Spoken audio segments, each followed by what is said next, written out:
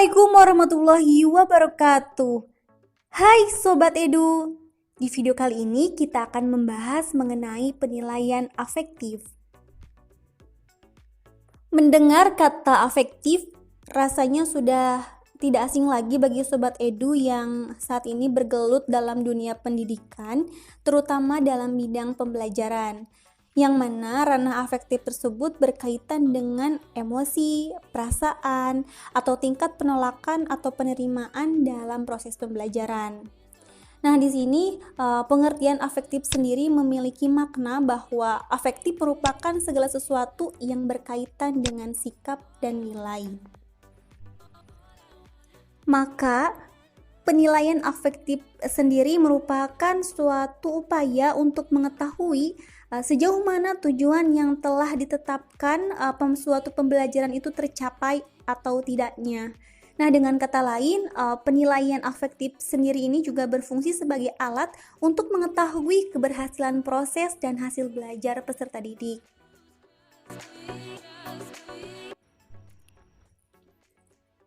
Sobat Edu sekalian, bila kita telaah lebih jauh, dalam setiap RPP itu terdapat tujuan pembelajaran. Nah, ada berbagai macam tujuan pembelajaran. Salah satunya itu ada tujuan pembelajaran yang biasanya mengarah kepada tujuan kognitif.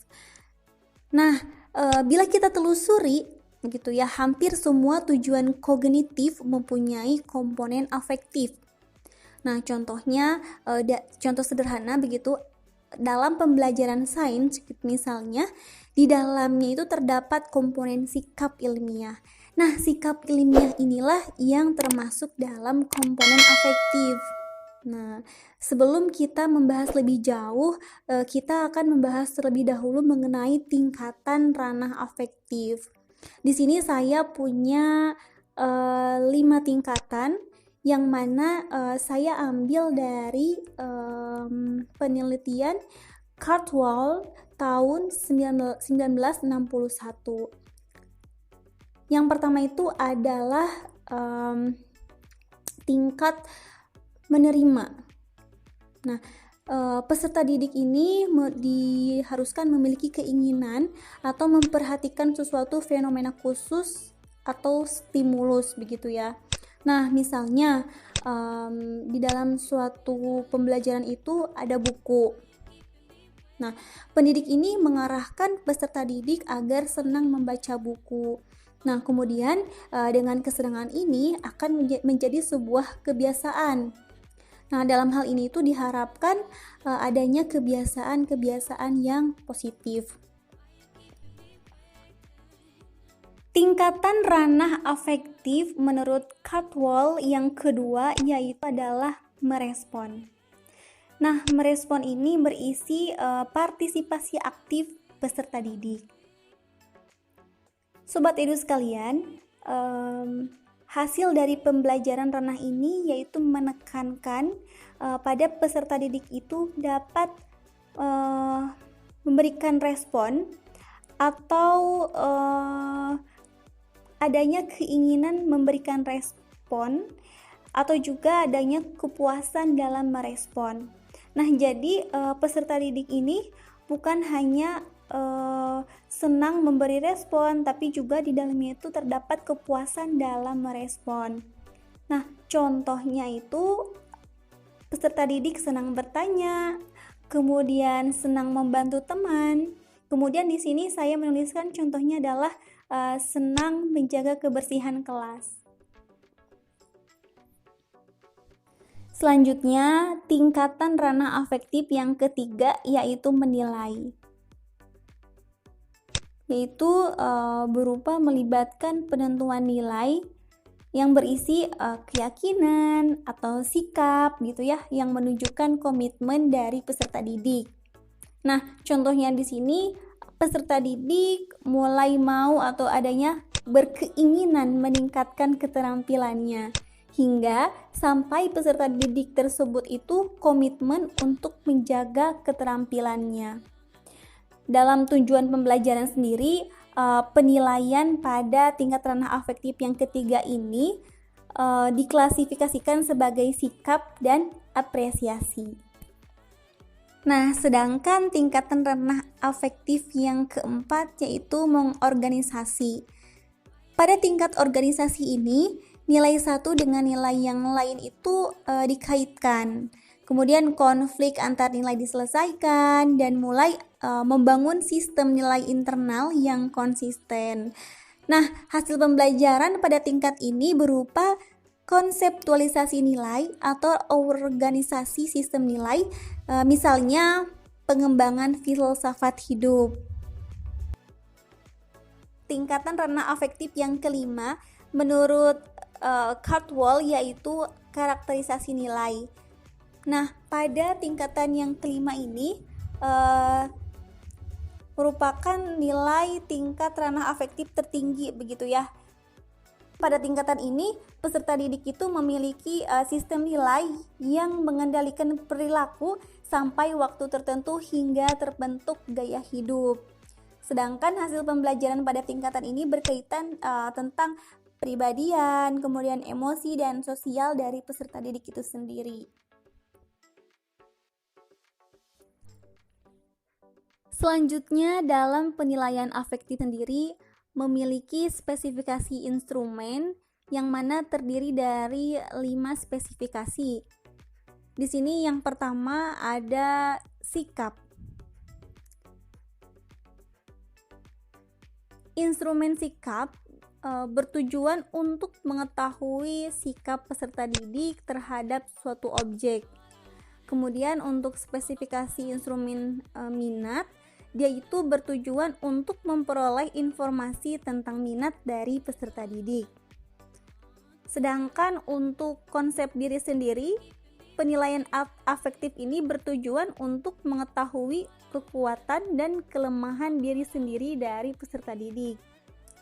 Sedangkan untuk spesifikasi instrumen penilaian nilai, dia bertujuan untuk mengungkapkan nilai dan keyakinan dari peserta didik.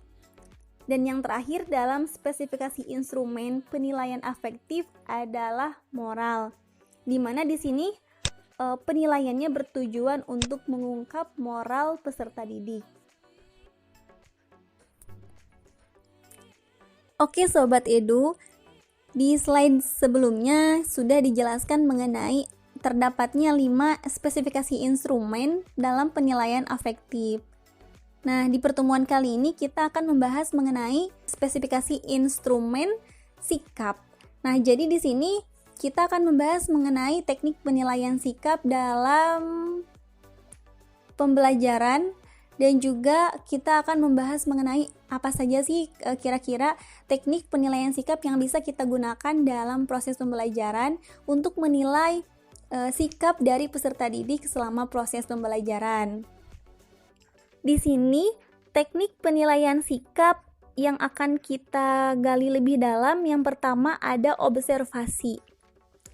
Dalam teknik penilaian sikap observasi, Sobat Edu bisa menggunakan 2 instrumen, yaitu menggunakan lembar observasi secara terbuka dan juga menggunakan lembar observasi secara tertutup. Kita akan membahas terlebih dahulu mengenai lembar observasi terbuka. Pada lembar observasi terbuka, Sobat Edu bisa menggunakan jurnal penilaian. Nah, jurnal ini biasanya digunakan untuk mencatat perilaku peserta didik yang ekstrim gitu ya. Namun sebenarnya tidak hanya itu, jurnal ini juga bisa untuk mencatat perilaku peserta didik yang juga memiliki sikap yang baik begitu ya. Nah, pengamatan dengan jurnal biasanya gitu ya, Sobat Edu dapat mencatat perilaku peserta didik yang muncul secara alami selama 1 semester. Nah, Sobat Edu, jika Sobat Edu mau melaksanakan penilaian dengan lembar observasi terbuka ini, yang menggunakan jurnal penilaian, itu ada beberapa hal yang harus diperhatikan terlebih dahulu. Nah, yang perlu diketahui oleh Sobat Edu sekalian bahwa jurnal penilaian ini ditulis oleh wali kelas, guru mata pelajaran, dan guru BK selama periode 1 semester. Begitu. Namun, khusus untuk sekolah dasar, hanya ditulis oleh wali kelas dan guru mata pelajaran saja. Kemudian yang Sobat Edu juga harus perhatikan bahwa misal ya, Sobat Edu itu adalah wali kelas gitu ya. Maka bagi wali kelas gitu ya, satu jurnal penilaian digunakan untuk satu kelas yang menjadi tanggung jawab Sobat Edu. Begitu. Kemudian peserta didik yang dicatat dalam jurnal pada dasarnya itu adalah mereka yang menunjukkan perilaku yang sangat baik atau kurang baik secara alami, begitu ya.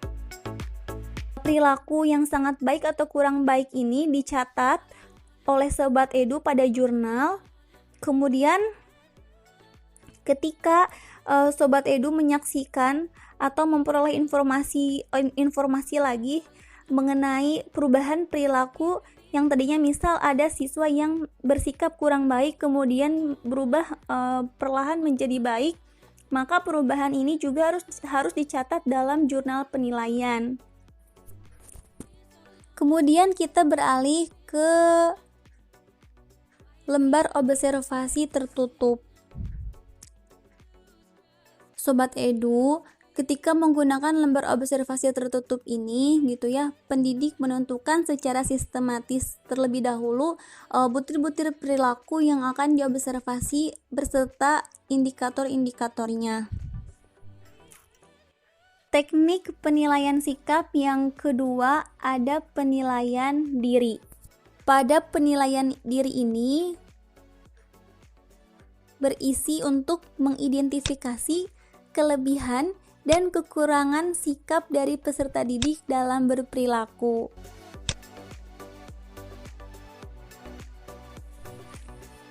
Teknik penilaian sikap yang terakhir ada penilaian antar teman. Nah, penilaian antar teman ini merupakan teknik penilaian yang dilakukan oleh seorang peserta didik sebagai penilai terhadap peserta didik lain terkait dengan sikap atau perilaku peserta didik yang dinilai.